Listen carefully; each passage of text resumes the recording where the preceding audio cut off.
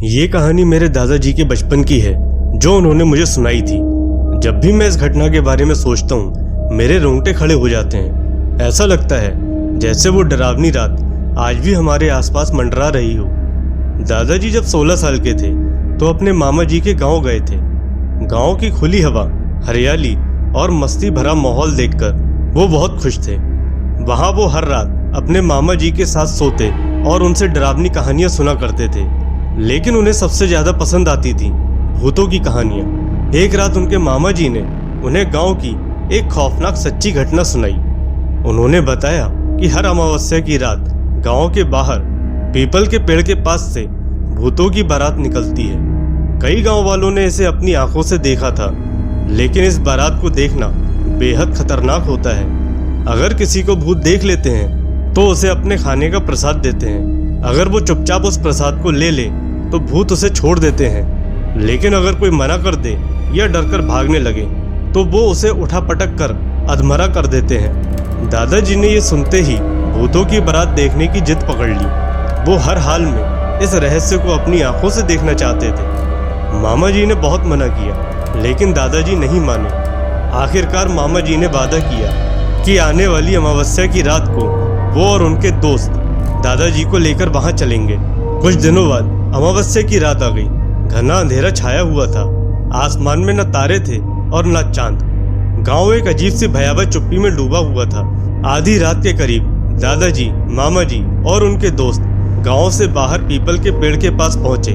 वहां उन्होंने खुद को एक बड़े पत्थर के पीछे छुपा लिया और सांस रोककर इंतजार करने लगे। रात के लगभग 1 बजे अचानक तेज हवा चलने लगी।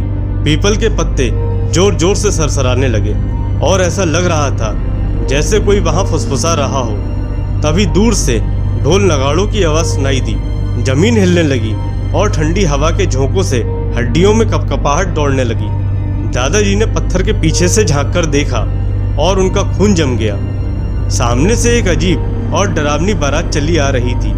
सबसे आगे एक भयानक दूल्हा था जिसने सफेद कपड़े पहने हुए थे और गले में पत्तों की माला डाली हुई थी।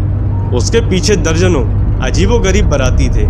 कुछ इंसानों की तरह दिख रहे थे, लेकिन उनके चेहरे झुलसे हुए थे। कुछ के शरीर से धुआं निकल रहा था और कुछ की आंखें एकदम सफेद थी, जिनमें कोई पुतली नहीं थी। सब कुछ ठीक चल रहा था। दादाजी और बाकी लोग चुपचाप छुपे हुए थे, लेकिन तभी मामा जी के दोस्त के पैर में किसी कीड़े ने काट लिया और उनके मुंह से हल्की चीख निकल गई।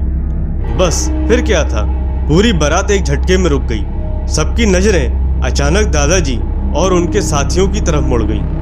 भूतों की सूनी गहरी आंखें अंधेरे में चमक रही थीं।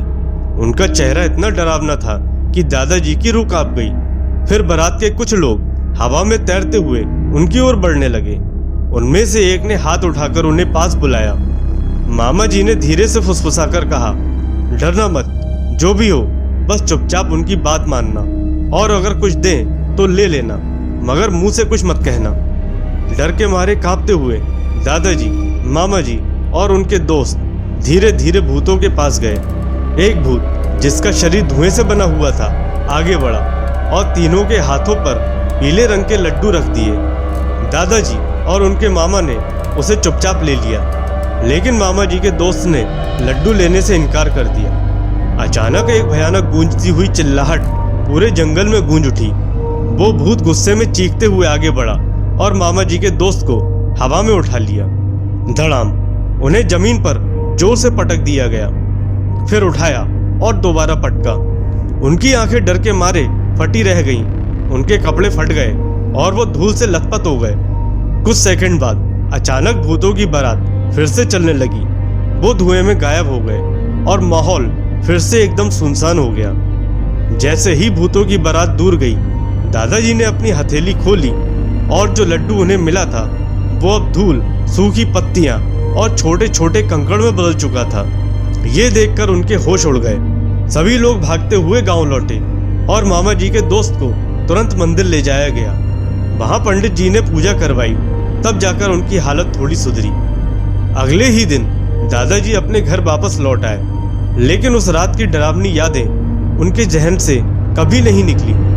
दोस्तों, अगर आप कभी ऐसी जगह जाएं जहाँ अलौकिक शक्तियों का वास माना जाता हो, तो वहाँ मजाक में भी उन्हें चुनौती देने की कोशिश मत करें। और हाँ, अगर कभी भूतों की बारात से सामना हो जाए तो उनका दिया हुआ प्रसाद चुपचाप ले लेना, क्योंकि इनकी मेहमान नवाजी का इनकार मौत को बुलाने जैसा हो सकता है।